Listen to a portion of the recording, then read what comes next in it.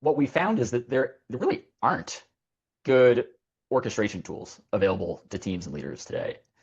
There really isn't the kind of effective management system that you can turn um, to more seamlessly coordinate this kind of hybrid human agent approach to work. The exercise of building an AI native firm it's not really a technology exercise. It's really an exercise in destroying assumptions. We're starting to uncover some of these challenges that everyone's going to run into eventually, right? So one of those challenges is that while AI really increases our ability to produce really high quality work faster and produce a lot more of that work, it is still fundamentally limited by how much humans can ultimately coordinate and review and absorb. It does exponentially increase the volume of work that you can take to 90% done, right? But what we've discovered is that there is a real biological bottleneck to what an AI firm or a hybrid AI team can produce.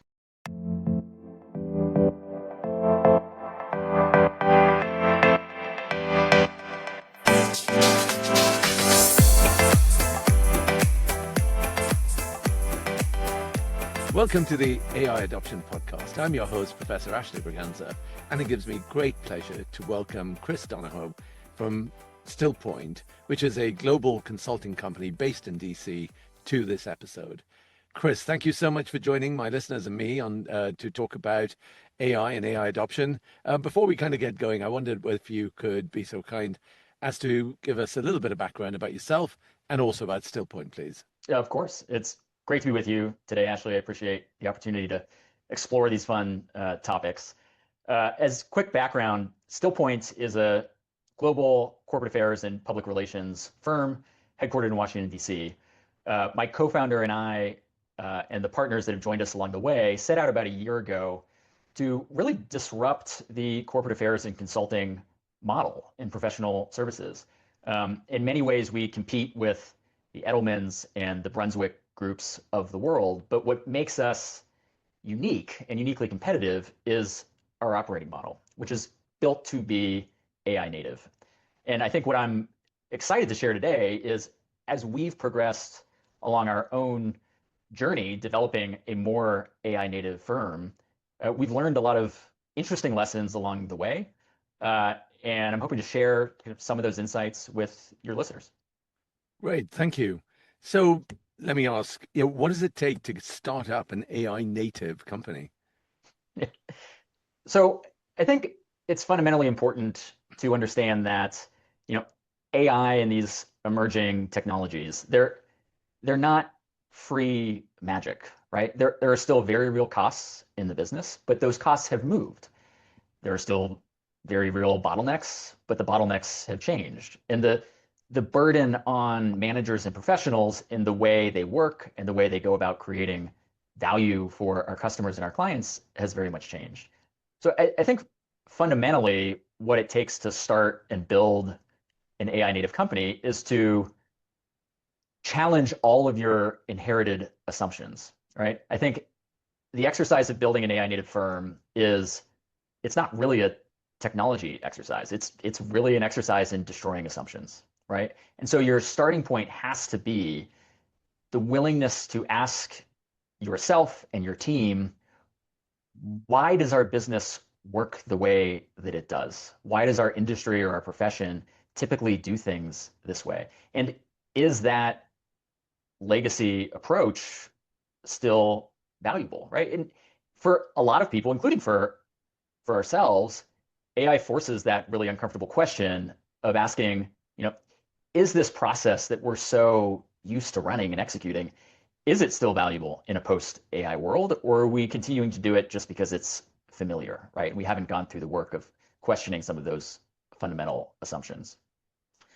A lot of companies today, and we see this in some of the AI enablement and training work that we do with clients, are trying to use AI to speed up old operating models. And I really believe that the opportunity in front of all of us is to ask, whether that old model still deserves to exist. One of the other incredibly important components that we found to building an AI native firm, so to speak, is really encouraging constant experimentation and play with AI and technological tools across the firm and across the team, right? We're building a firm on frontier technological capabilities that are evolving every day very rapidly. I mean, anyone who's paying attention to the speed and pace of new model rollouts, we got a new model from OpenAI just last week. And so what happens is you have to constantly experiment, not just individually, but at the team level to identify kind of what is possible today in terms of new workflows, new technological capabilities, new structures to your operating system. And as soon as you see things start to work, build those into how you work as a firm and as a team. But if you're not constantly experimenting and trying new things, many of which aren't going to work today, then you aren't going to have good line of sight into those capabilities when they do start to work. And I think the firms that will be really competitive in the future, and I think Stillpoint is one of them, are the ones that are going to be able to identify really quickly when new capabilities start to work in their sphere of expertise and quickly apply that to the business. Thank you for giving us that background in terms of what it takes to get started. I guess a question that many listeners may well have, Chris, is, I started with using the term AI native, and you've used it as well. But just unpack what's an AI native firm, and how is it different from just a normal business or a normal firm? Like, what are some of the characteristics? How would I know that that I've got an AI native firm as opposed to a conventional business? Yeah, it's a great question, actually. I think one of the ways you can tell is by looking at a company's talent stack and how they approach their talent strategy today. My career has been in professional services and reputation management and public affairs. There's been a very well-established operating model and talent strategy in this business for decades, right? Even up until a couple of years ago. And I'll note I spent almost a decade at Edelman, and the last half of that I found and led their first AI advisory practice. And so what I was seeing develop in real time was the ability to rethink what the talent stack for a firm and a business in our profession could look like, right? So in the case of Stillpoint, one of the things that makes us, quote, AI native is our approach to talent. So in a legacy firm in our industry, they typically have a pyramidic talent structure. So you have a fewer number of senior partner level, leadership level individuals. They're deep subject matter experts, have deep experience in the industry. They're supported by a larger layer of mid-level staff that combine a decent amount of experience and professional capability and judgment with a little more efficient cost structure. And then they're supported with an even wider layer of more junior staff to support the overall production of the work.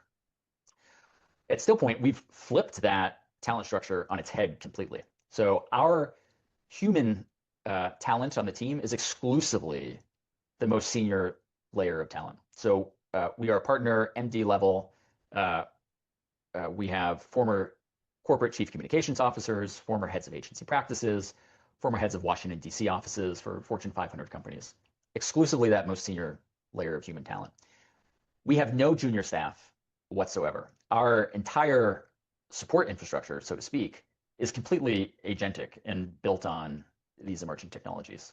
So in the old model, if you want to call that not AI native, I would typically be delegating work to the mid and junior level staff. In the new model, I'm delegating that to teams of agents that I'm working and managing in a very similar fashion.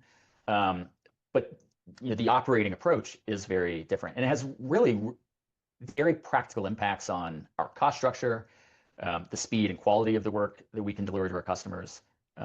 So I think that's one practical example of how an AI native firm looks fundamentally different from a more traditional approach. And I mean, that's a really excellent example, an excellent kind of explanation. And what are some of the challenges then, Chris, in terms of running an organization where you don't have that kind of that layer of people, as you say, who are kind of quite junior or just starting up and that you could delegate to? Well, I mean, delegating to a bunch of AI agents, that really does sound different. It is different. It's fantastic in many ways. It has exponentially increased the volume of work that we're able to produce individually and as a team.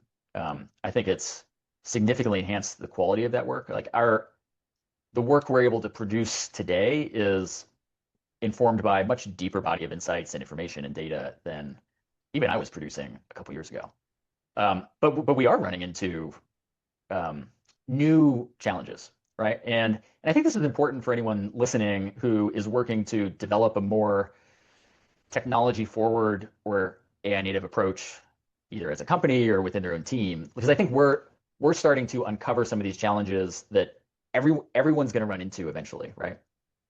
So one of those challenges is that while AI really increases our ability to produce really high quality work faster and produce a lot more of that work, it is still fundamentally limited by how much humans can ultimately coordinate and review and absorb, right? So the messy part of the production, if you want to call it that, for us today, isn't generating the work. The messy and challenging part is just managing the volume of production that we are initiating and coordinating.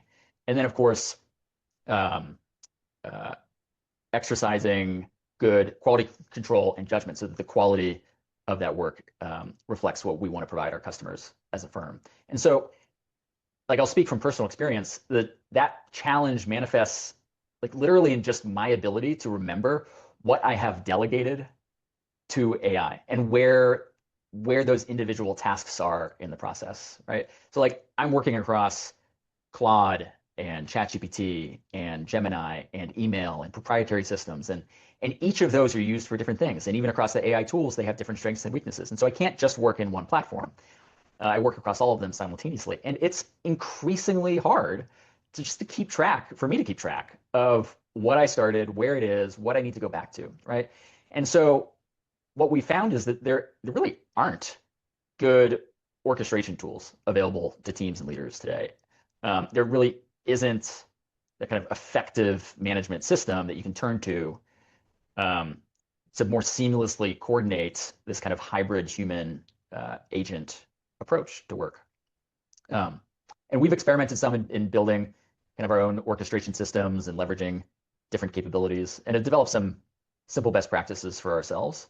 But that is certainly a real challenge that we have encountered and are working to solve, and that I would strongly suspect that everyone's ultimately going to run into in this journey.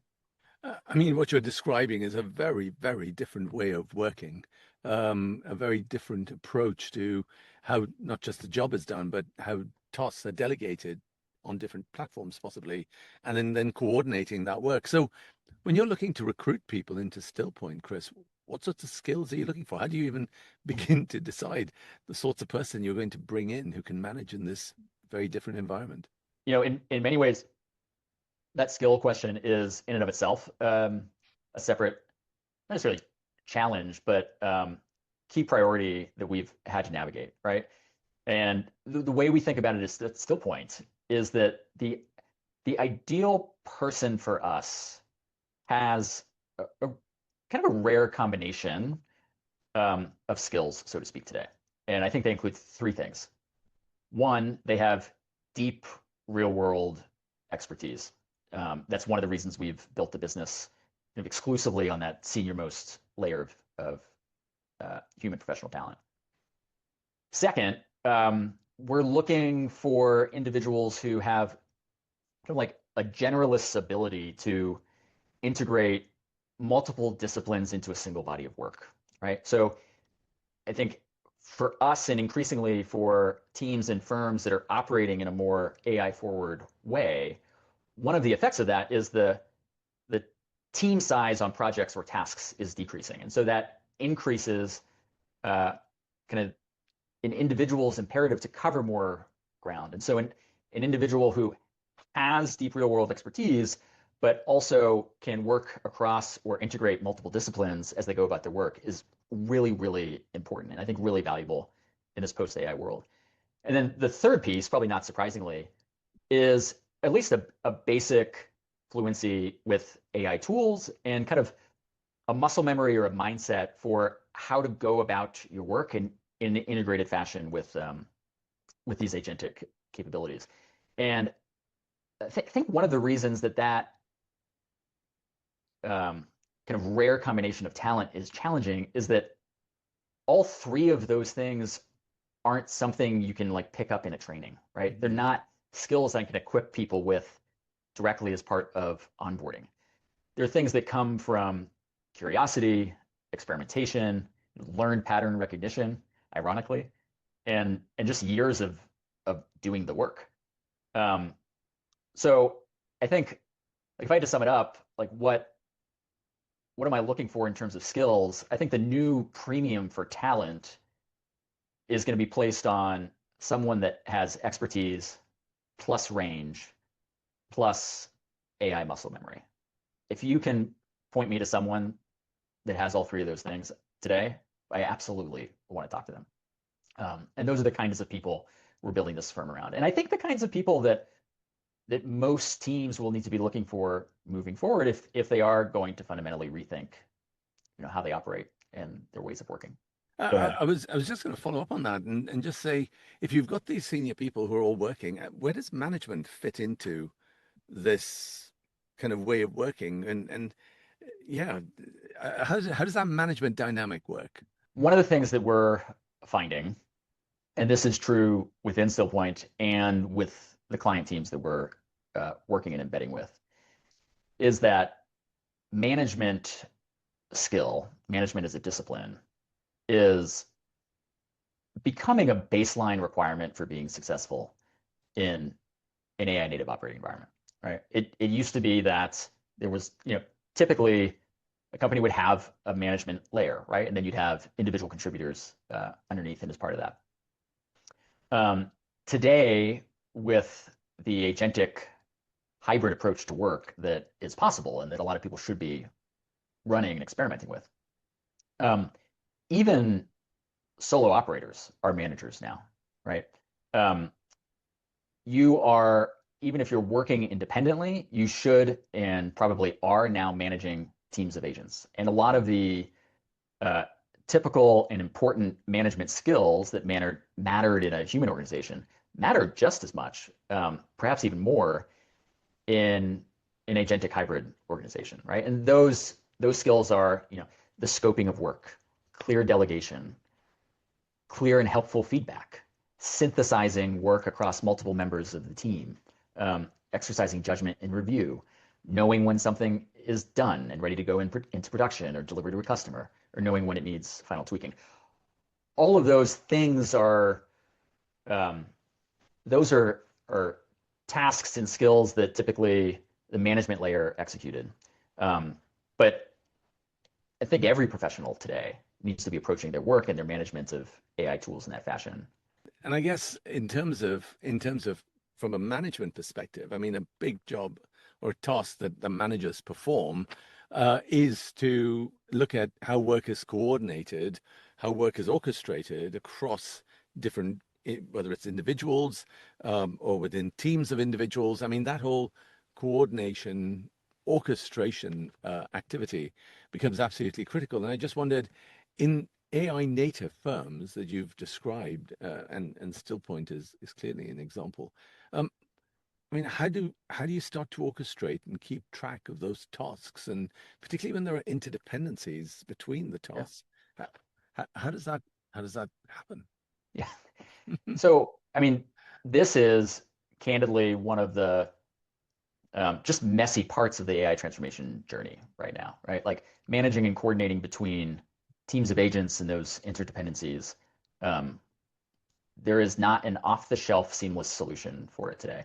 So in our own work, how that manifests is, through constantly leaning in and leveraging the technology and through constant experimentation, we've developed kind of a finely tuned sense of which tools and agents and platforms are good at various things, right? So Claude, for example, is very good today at developing and formatting um, final work product, right? I think in many respects it's better than some of the competing tools at developing PowerPoint presentations and well formatted Word documents and Excel models, etc. At the same time, Claude is kind of turning into a terrible copywriter. I think a lot of its writing mannerisms and tics have really started to annoy and bother me. ChatGPT, on the other hand, especially with some of the recent model releases, is a materially better writer and copy editor for the same reasons. And so one of the workflows we've developed internally, for example, for those of us on the team that kind of use Claude as a daily driver for a lot of the grunt work that we have to execute, is when we get a task or a deliverable close to that final stage of development, we will ship it over to ChatGPT, so to speak, and develop some proprietary skills within ChatGPT for copy editing specifically, and they work really, really well. And what we do in this instance is ChatGPT will review a deliverable in its entirety, provide extremely detailed copy editing recommendations, and then we bring those recommendations, essentially the ChatGPT output, back into Claude and ask it to revise the deliverable it has been working on and implement the recommendations that ChatGPT just laid out. And I'll tell you, it significantly enhances the quality of the material that we produce, the quality and intelligibility of the writing. But as you probably heard in my description, it's not a seamless process, right? Those platforms don't integrate as well directly together. And so developing that orchestration layer is really important. I remain convinced that there's a huge business opportunity for someone who can develop that orchestration layer for professional corporate work. But at the moment, we're just finding the practices that work best for us as the tools evolve, and they are evolving on a daily basis. Yeah, I mean, the changes to the tools is just incredibly quick. And I guess given that there are these changes going on in the models and in the tools that are available, and at the end of the day, as you said, it's us human beings, it's us people that have to now deal with this. To use that phrase, I guess, which is now quite widely used and understood, human in the loop, Chris. The amount of work that these models can do and these agents can do is increasing. And Yeah. ultimately, you do have a human being that's at the other end. So you've got an increasing volume and potentially and speed of work being done. But kind of the time and the capabilities that I have, or we have as human beings, that hasn't shifted much since kind of when ChatGPT went live a few years ago. That's pretty much stayed the same, and a 24-hour period is still a 24-hour period. So I just wonder how do people start to cope in this environment where on the one hand you've got work increasing, but time pretty much staying the same? Yeah, that's an excellent question, actually. I think one of the things that we've discovered as we've been building this firm, and I think we initially fell into a trap that I suspect a lot of people fall into, which is when they think of what is possible today or becoming possible when you use AI in your job, you kind of initially default into this assumption that it almost infinitely increases your capacity to produce work or explore new ideas. And in many cases, it does exponentially increase the volume of work that you can take to 90% done, right? But what we've discovered is that there is a real biological bottleneck to what an AI firm or a hybrid AI team can produce, right? So while a team or an individual's production capacity has gone up dramatically, an individual's like a human's reading speed or attention or capacity for judgment has not. increased. It probably hasn't increased from where it was in October of 2022 before ChatGPT was released, right? And so even in our own workflows and operations of our firm, we are running headlong into this reality that the the volume of work that we can produce and deliver is fundamentally limited by the time in the day and the energy that our people have to do the last mile execution and review and refinement that professional work requires today. Even if you are a very advanced kind of hybrid operator of agentic systems, at least in our line of work, the AI outputs are not customer ready, right? I would not trust them to send things directly to the clients that I support. And so I end up spending a lot of my time, most of my time, on the first mile of a workflow or a process or a project and the last mile, right? And the middle, the grunt work, the production is the portion that's outsourced to the machines. And the way we think about it, and this is how I would encourage anyone else to think about it, is within any given workflow or process, value is not created equally across all parts of that process or workflow, right? There are certain points within it where a substantial portion of the ultimate value is generated, and then there are other parts within those process where a more limited amount of value is generated. And I think what everyone should be doing is looking at the processes and the workflows that they're executing and having a real conversation with themselves about where am I generating value in this process, and where the majority of value is generated in a process. That's where you want to focus your human attention and energy and expertise. That's going to maximize the value of what you bring to the table as that human in the loop, so to speak. Those other portions of a workflow are and should be commoditized to many extent, to a great extent. And so that's really how we've gone about kind of developing and thinking about our workflows internally. It's how we advise clients in our AI enablement work to think about workflow development and developing new ways of working. But that human biological bottleneck is really real, and everyone that is, walking down this transformation path is going to run into it for sure.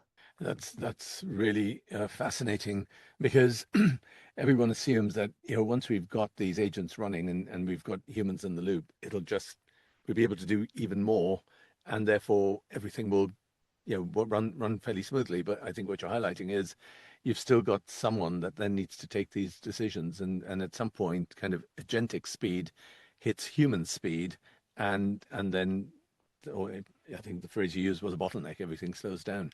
Yeah. I want to say, Can I you go first. just Yeah. quickly give an example of a kind of a knock-on implication Yes, of that? please. So if in a firm or on a team, the bottleneck to production or maximizing efficiency is biological, if it's the human's ability to review and refine that last mile of work, that has very real implications for how you organize a team or a function in other ways, for example, right? So if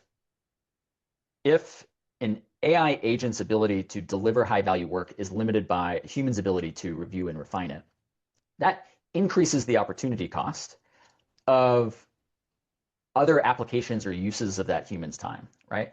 And for us, I think what we found is that the opportunity cost of hosting and holding group meetings, for example, has increased substantially. And I think it's caused us to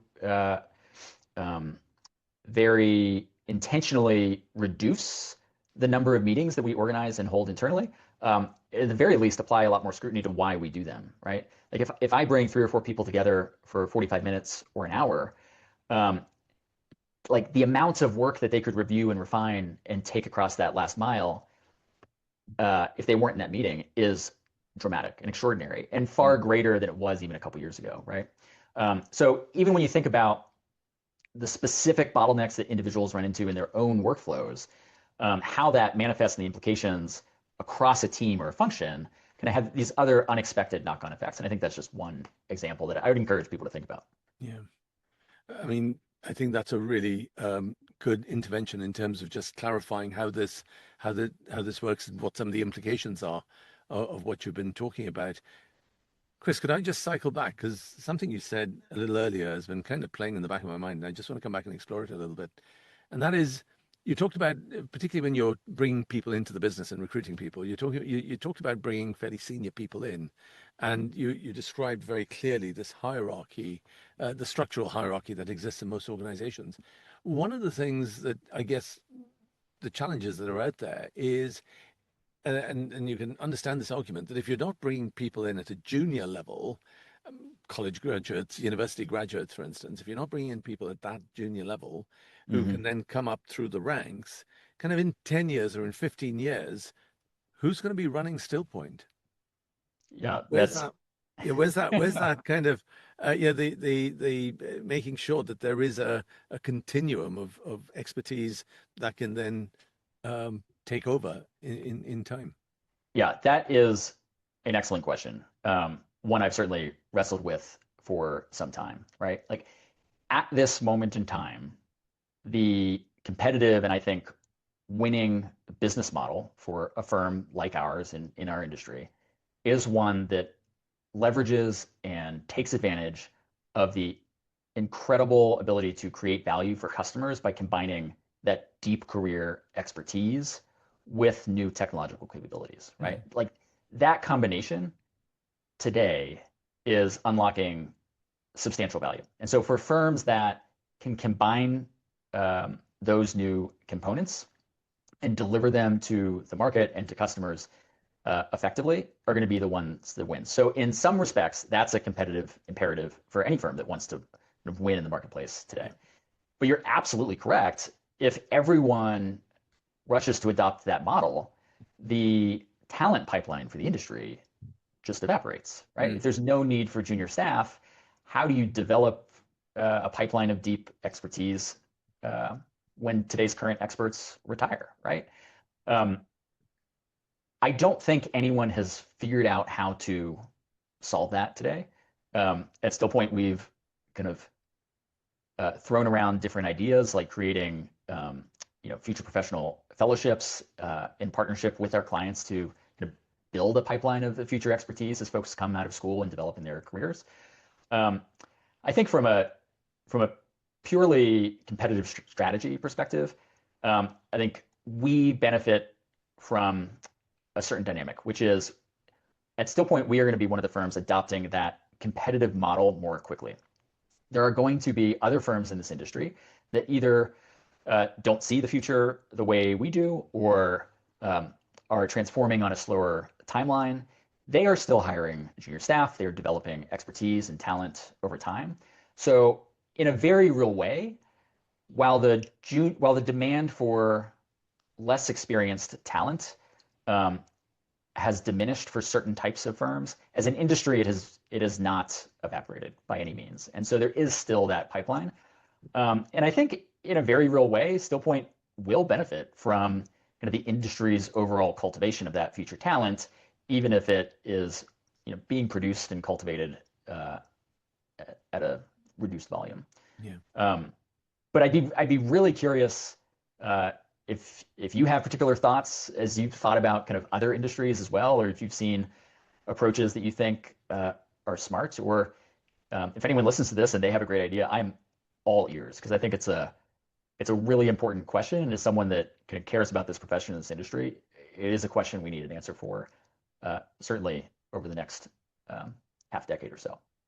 Yeah, I agree, and I have to say I'm not sure I have the answer to this one in terms of firms stop recruiting entry level people who are doing entry level jobs. How succession planning and can work when these people are just not there. Um, I'm not sure how that can transpire. But I do think it is an issue that needs some serious consideration because at least anecdotally, and as you're an actual real example as opposed to an anecdote where as a matter of policy you're bringing in more senior people, and I think this is potentially the trend elsewhere as well. What I would add to that is, I think, an important point. Um, I I am not opposed on first principles to hiring junior talent today. I think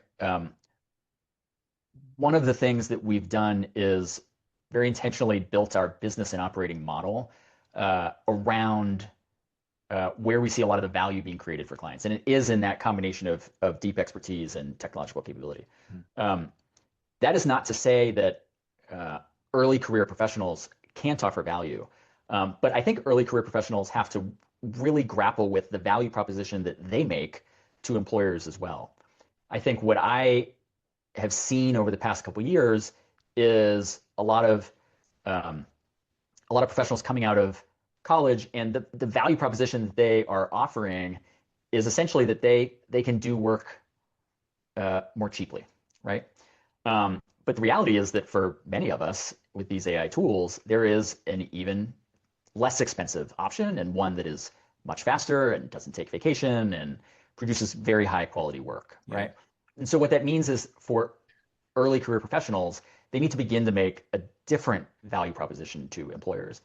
And if I come across individuals who demonstrate like deep curiosity and a proclivity to experimentation and think outside the box and have some of these kind of innate AI and agentic skills and literacy and muscle memory, that is a potentially very valuable colleague and partner for me. And I would absolutely entertain the potential to bring them into the firm. I just think today, as an industry and as a private sector, we're very much in that transition phase. But I don't want folks coming out of college to be discouraged, but they do need to wrestle with kind of the new and evolved value proposition that they have to make to the market. Chris, thank you so much for a absolutely fascinating discussion. We've covered a huge amount. I think it's fair to say, I think you're the first AI native company that we've had on the podcast. So there's a first. But what was really insightful was the way in which you've kind of unpacked this almost one step at a time. Kind of what is it that separates out an AI native company from any other organization? I mean, is this just a label or is this for real? And I think you've demonstrated from the Stillpoint examples that you were very open with that this is for real. You've talked us through the challenges.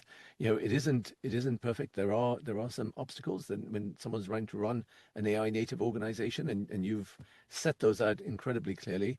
I think this notion of ultimately, there's agent time and there's human time. There's agents that could go, as you say, continue on 24/7, but then you hit the human bottleneck.